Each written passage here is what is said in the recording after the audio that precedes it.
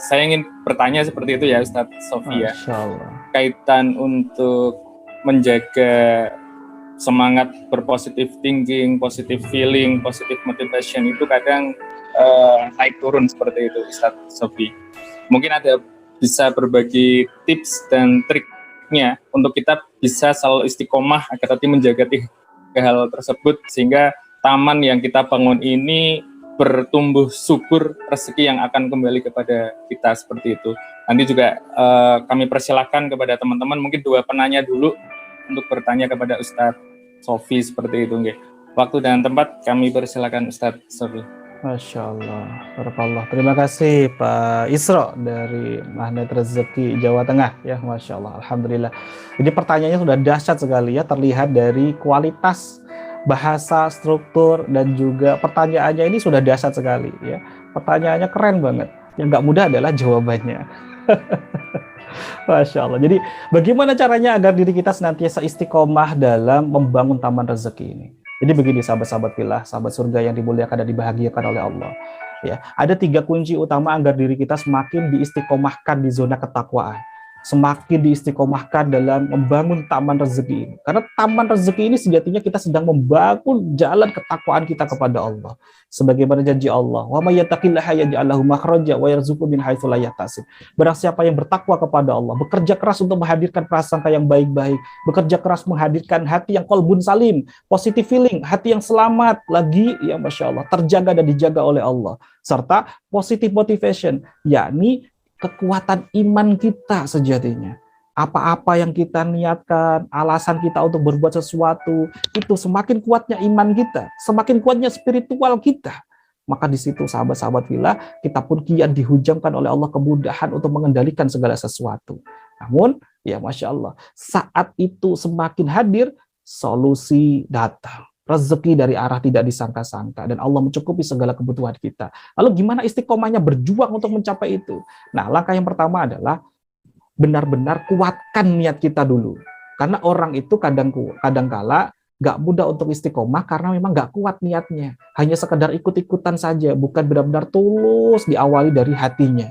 Belum muncul kesadaran yang sesungguh-sungguh dari hatinya. Tapi kalau sudah benar-benar diawali itu benar-benar sungguh-sungguh dari diri kita, maka rintangan apapun, ujian apapun, yuwaswisu fi sudurina sekalipun, bisikan-bisikan ke dalam dada kita, bisikan-bisikan dari syaitan sekalipun, itu tidak akan pernah bisa menggoda kita. Ini yang pertama. Jadi kuatkan dulu niat kita dalam berhijrah ini. Kuatkan benar-benar kita dalam menjaga, dalam membangun taman rezeki ini untuk meningkatkan ketakwaan kita. Langkah yang kedua adalah ya, energi itu menular sahabat-sahabat fillah. Energi itu menular. Energi berlian itu menular, energi bubur pun juga menular. Maka gimana caranya agar kita istiqomah? Maka berkumpullah dengan teman-teman yang sefrekuensi, yang memiliki energi-energi berlian. Di mana itu? Ya, kita datangi orang-orang solih.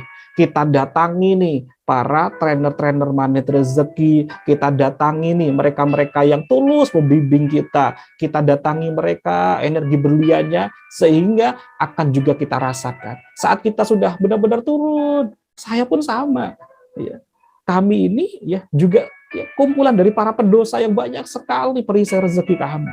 Sehingga kami pun juga butuh untuk dicas. Gimana caranya? Maka kami pun juga seringkali hadir lagi di majelis ilmu, menjaga frekuensi yang Masya Allah energi berlian. Kalau nggak mudah untuk itu, gimana caranya? Kita hadir di majelis-majelis Quran. Makanya di mana rezeki ada yang namanya Quranic vibration, yakni menjaga energi berlian. Ini sejatinya untuk ya masih langkah yang kedua ya, menjaga energi berlian. Kalau kita nggak berkumpul dengan orang-orang yang solih, dekat-dekatlah dengan Al-Quran atau majelis Quran. Kenapa kok namanya majelis Quran? Karena kalau kita hadir di sana, setidaknya kita membaca Al-Quran. Kalau kita belum bisa membaca Al-Quran, kita setidaknya pun mendengar Al-Quran. Maka kita pun akan semakin merasakan kesejukan, kenikmatan, semakin dekat dengan energi berlian. Yang kedua. Yang ketiga, sahabat-sahabat fillah, yakni ya sebagaimana ya yang disampaikan oleh para ulama-ulama, para kiai-kiai agar kita itu istiqomah, apa yang harus kita lakukan? Ya, sama halnya dengan gimana caranya menjaga sholat kita itu khusyuk, pertanyaannya sama. Maka jawabannya apa?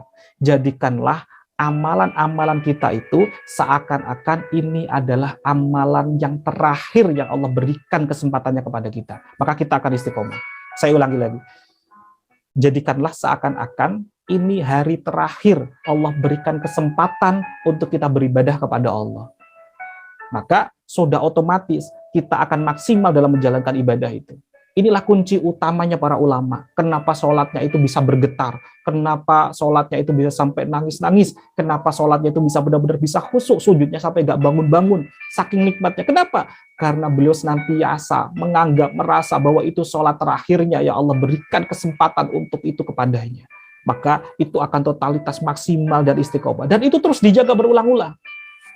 Maka kiai saya dulu waktu masih di pesantren pun sama, senantiasa mengajarkan kita saat mujahadah, saat sholat sepertiga malam. Jadikan itu seakan-akan itu sholat terakhir kita. Maka kita terjaga tuh sholat mujahadahnya, sholat ya sepertiga malamnya. Benar-benar kita bisa khusyuk, nikmat sampai bergetar sekali. Karena kita menganggap itu adalah sholat terakhir yang Allah berikan kesempatan kepada kita. Karena kita nggak pernah tahu apakah nanti setelah itu kita masih hidup atau tidak.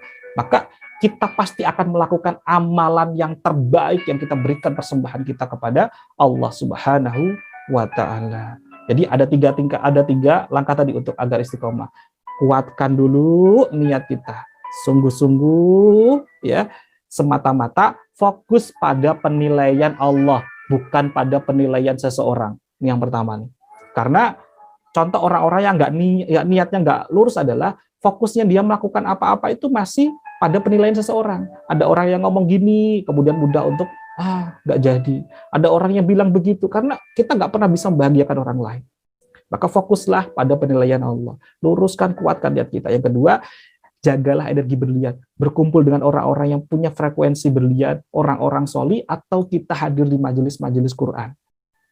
Dan yang ketiga adalah kita istiqomahkan dengan apa? Merasakan, menganggap bahwa ini adalah hari terakhir kita. Ini adalah amal-amalan terbaik, terakhir yang Allah berikan kepada kita. Maka kita akan menjaga istiqomah, menjaganya kuat-kuat. Jadi, langkah yang kedua ini yang paling mudah untuk kita lakukan. Kalau nggak ketemu dengan orang-orang yang solih, kalau nggak mudah untuk kita ya menghadirkan lewat Al-Quran, apa yang harus kita lakukan? Boleh ditambah dengan cara apa? Ya, Ibnu Mas'ud, ya, beliau mengatakan, di salah satu sahabat yang sangat masyhur sekali, beliau mengatakan agar jiwa kita itu senantiasa dihadirkan energi kelapangan hati, maka carilah waktu yang sunyi di tempat yang sunyi. Saya ulangi lagi, carilah waktu yang sunyi di tempat yang sunyi. Untuk apa itu? Untuk kita totalitas memberikan persembahan kepada Allah. Jadi kita maksimalkan ibadah-ibadah kita di tempat yang sunyi, di waktu yang sunyi. Kapan itu? Di sepertiga malam kita. Wallahu a'lam bishawab. Semoga ini semuanya ya Masya Allah menjadikan diri kita semakin dekat, semakin taat, semakin istiqomah untuk membangun taman-taman rezeki kita. Amin Allahumma amin.